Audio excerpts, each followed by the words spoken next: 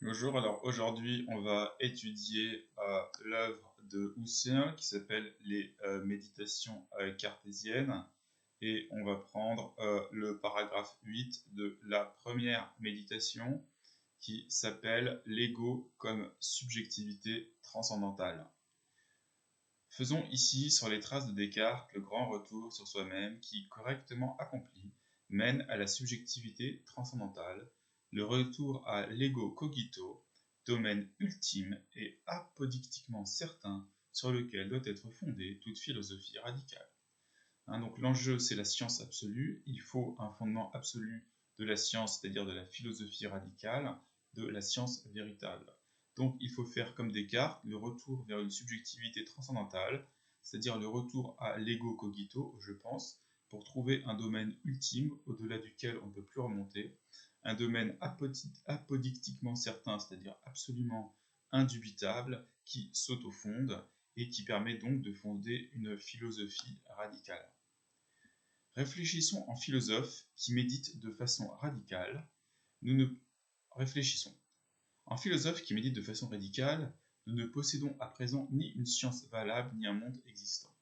Au lieu d'exister simplement, c'est-à-dire de se présenter à nous tout simplement dans la croyance existentielle naturellement valable de l'expérience, ce monde n'est plus pour nous qu'un simple phénomène élevant une prétention d'existence, Seinseinspruch. Donc la transformation du statut du monde, maintenant c'est ce qu'on va voir, le monde est réduit à un phénomène par la suspension de toute croyance d'être.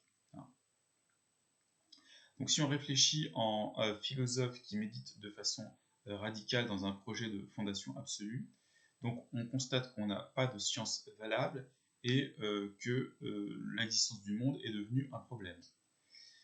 Donc on ne peut pas dire que le monde existe simplement et qu'il se présente comme dans notre croyance existentielle naturelle que nous fournit l'expérience. Pour nous, le monde est devenu un simple phénomène sans prétention à être. Ceci concerne aussi l'existence de tous les autres moi dans la mesure où ils font partie du monde environnant, si bien que nous n'avons plus le droit, au fond, de parler au pluriel. Les autres hommes et les animaux ne sont pour moi des données d'expérience qu'en vertu de l'expérience sensible que j'ai de leur corps. Or, je ne puis me servir de l'autorité de celle-ci, puisque sa valeur est mise en question. Donc avec l'abolition du monde, on n'a pas simplement l'abolition du monde physique, mais on a l'abolition d'un autre niveau, c'est-à-dire l'abolition des autres moi, l'abolition des âmes qui sont elles-mêmes prises dans le monde environnant, les autres moi, c'est-à-dire les autres hommes et les animaux, qui ne sont en fait des données d'expérience qu'en vertu de mon rapport à un monde sensible et en particulier de leur rapport à leur corps. Mais je ne puis me servir du fondement de ce monde sensible, puisque justement, tout le monde concret, tout le monde environnement a été remis en question.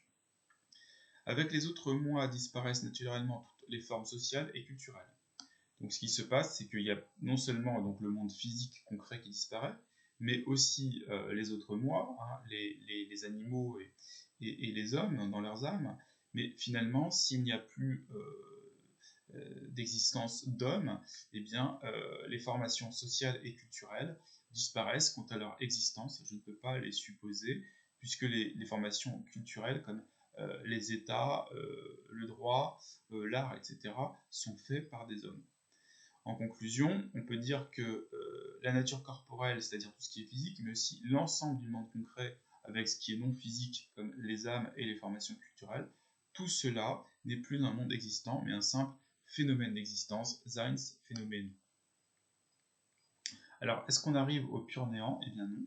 Cependant, quoi qu'il en soit de la prétention d'existence réelle inhérente à ce phénomène, et quel que soit en ce qui le concerne ma décision critique, que j'opte pour l'être ou pour l'apparence, ce phénomène, en tant que mien, n'est pas un pur néant.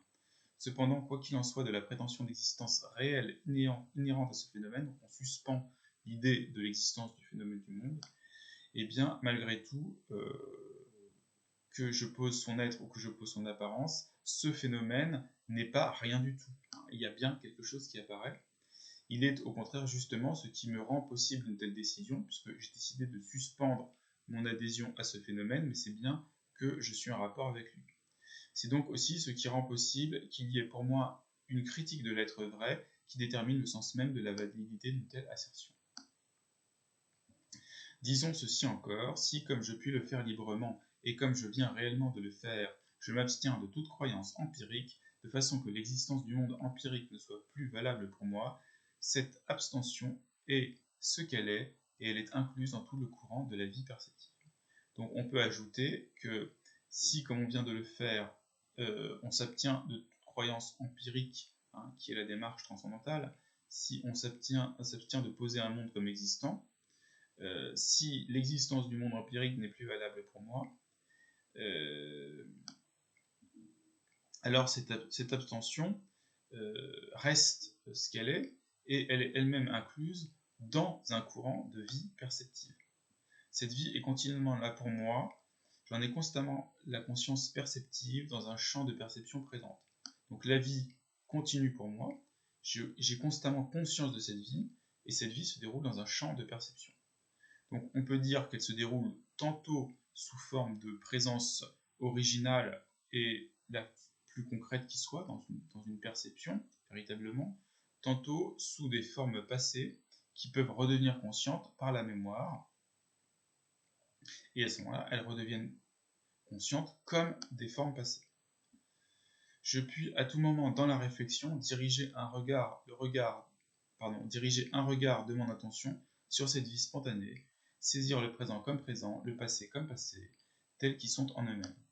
Donc à tout moment, par une opération de réflexion, par une pratique de la réflexion, qui suspend la spontanéité, on peut diriger le regard de l'attention sur la vie elle-même pré-réflexive et spontanée, sur cette attitude naturelle, et saisir à ce moment-là soit la perception présente comme présente, soit le passé comme passé dans le souvenir.